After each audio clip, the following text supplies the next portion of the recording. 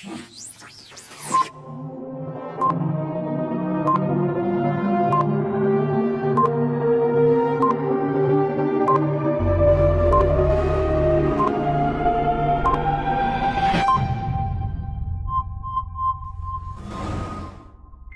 teman-teman semuanya, di sini aku mau memaparkan dan menyelesaikan asesmen dari mata kuliah Filsafat Komunikasi.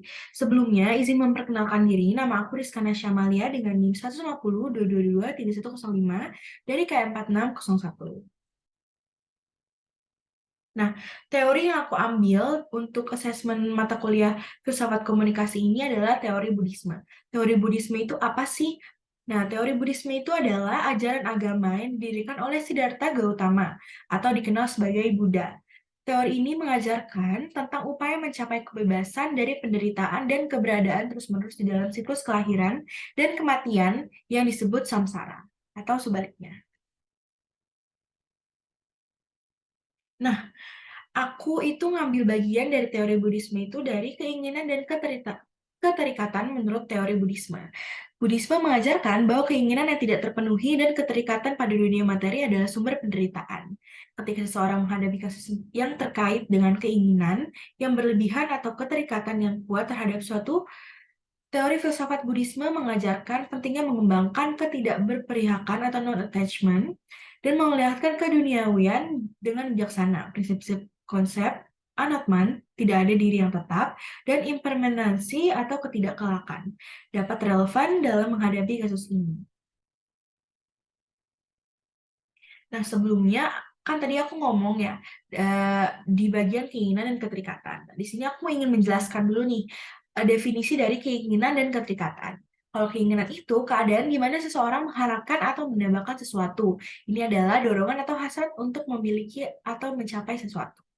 Kalau keterikatan itu ialah hubungan yang erat antara satu individu dengan individu yang lain atau di dalam objek tertentu. Keterikatan ini bisa terjadi karena faktor kepentingan bersama, perasaan saling membutuhkan atau rasa cinta, kasih keterikatan dapat muncul dalam berbagai bentuk hubungan. Nah, ini nih contoh kasus yang mau aku ambil, di mana ada suatu pasangan yang berakhir tragis karena cintanya itu tidak diterima. Nih, ceritanya itu mahasiswi bernama Elisa Siti Mulyani berumur 22 tahun itu dibunuh secara sadis oleh mantan kekasihnya bernama Rido Ariska. Peristiwa pembunuhan ini terjadi di Jalan Stadion Badak, Kabupaten Pandeglang, Banten, Rabu pada 8 Februari 2023 malam. Namun ternyata sehari sebelumnya Riko sempat memberikan hadiah ulang tahun untuk sang mantan. Ia rupanya masih berharap agar bisa kembali menjalin hubungan dengan Elisa. Mereka menjalin hubungan selama 5 tahun, sedari mereka SMA. Namun hubungan tersebut akhirnya kandas, hingga membuat Riko sakit hati. Di Mapolres Pandeglang, Riko menyebutnya jika dirinya merasa sakit hati karena Elisa sering berbohong dan selingkuh. Keputusan untuk membunuh muncul ketika keinginan Riko untuk balikan tidak terpenuhi. Nah, ini ada kasus kedua. Sebenarnya kurang lebih sama, cuman ini beda kasus. Kronologi pembunuhan gadis di Garut yang tubuhnya tercancap bambu berawal dari ngajak balikan. Serem banget ya kedengarannya. Nah, ceritanya itu ada perempuan 21 tahun dihabisi oleh orang terdekatnya yang tidak lain tidak bukan merupakan kekasihnya sendiri bernama Dani. Setelah membunuh Dani langsung melarikan diri. Pelaku pun ditangkap aparat kepolisian pada tanggal 7 Februari pada tahun 2021 dan membunuh kekasihnya Wenitania dengan cara dicekik lehernya dan dibanting. Nah, tetapi awalnya dia dan Weni janjian bertemu. Di dalam pertemuan itu, rencananya mereka akan membahas hubungan asmara.